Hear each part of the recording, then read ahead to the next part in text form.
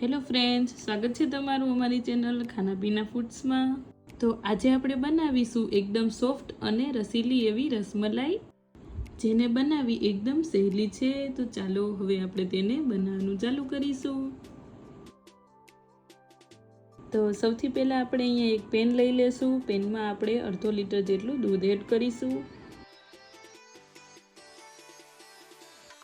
દૂધમાં આ રીતે એક ઉભરો આવી જાય એટલે આપણે ગેસની ફ્લેમને બંધ કરી દઈશું અને ત્યાર પછી તેને આ રીતે આપણે મિક્સ કરી લેશું। હવે આપણે એ દૂધમાં વિનેગર વાળું પાણી એડ કરીશું, જેથી કરીને આપણું દૂધ ફાટી જાય। આ રીતે વિનેગર વાળું પાણી નાખીને ત્યાર પછી આપણે તેને થોડીવાર માટે હલાવતા રહેશું। તમે જોઈ શકો છો આપણું દૂધ એકદમ સારી રીતે ફાટી ગયું છે। તો હવે આપણે તેને એક કોટનના કપડામાં કાઢી લેશું।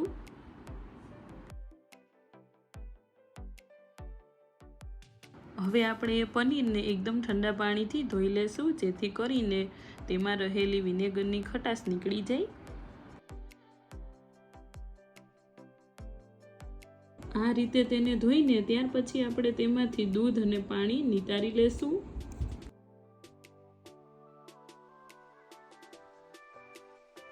અને પછી આપણે પનીરને એક પ્લેટમાં કાઢી લેશું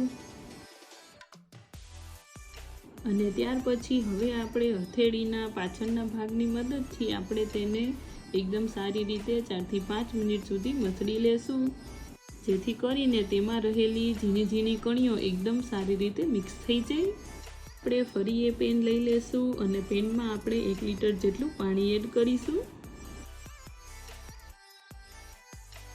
અને 1 કપ જેટલી ખાંડ નાખીશું। ચાસણીમાં ફ્લેવર માટે આપણે એલચી પાવડર પણ નાખીશું। હવે આપણે તેને ઉકળવા દેશું। જ્યાં સુધીમાં ચાસણી ઉકળે છે ત્યાં સુધીમાં આપણે તેમાંથી રસમલાઈ બનાવી લેશું।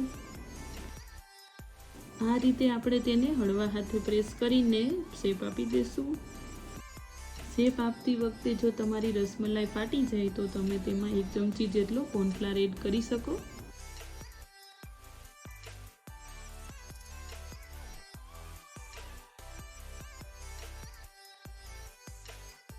તો ત્યાં સુધીમાં આપણી ચાસણી પણ ઉકળવા લાગી છે। તો એક વખત આપણે તેને ચમચાની મદદથી આ રીતે મિક્સ કરી લેશું। ત્યાર પછી આપણે તેમાં એક એક કરીને બધી જ રસમલાઈ એડ કરી દેશું।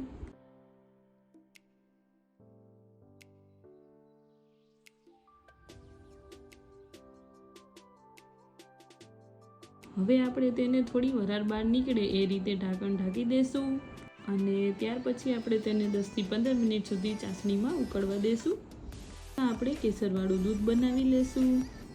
તો તેના માટે પેનમાં મેં અહીંયા અડધો લીટર જેટલું દૂધ લીધું છે અને ત્યાર પછી આપણે તેમાં કેસર એડ કરીશું અને ફ્લેવર માટે એલચી પાવડર નાખીશું। હવે આપણે તેમાં 3 ચમચી જેટલી ખાંડ એડ કરીશું। પછી આપણે એ બધી વસ્તુને એકદમ સારી રીતે મિક્સ કરી લેશું।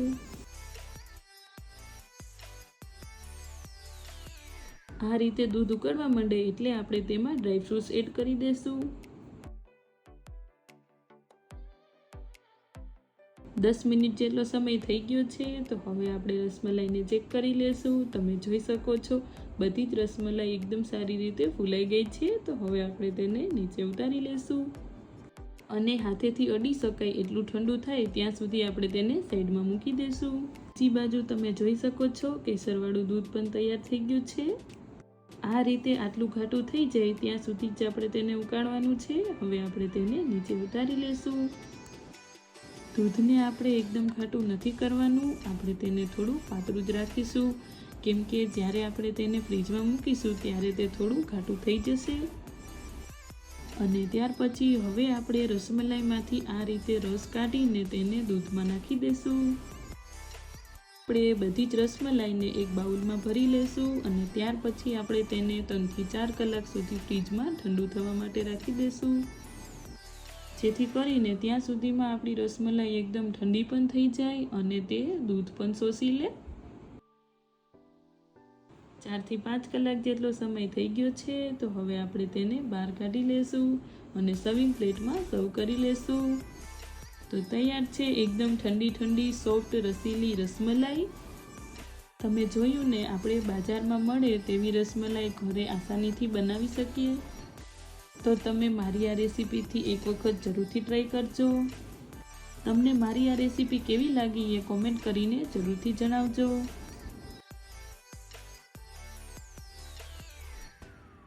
જો તમને આ મારી રેસીપી ગમી હોય તો વિડીયોને લાઇક, શેર અને ચેનલને સબસ્ક્રાઈબ જરૂરથી કરજો।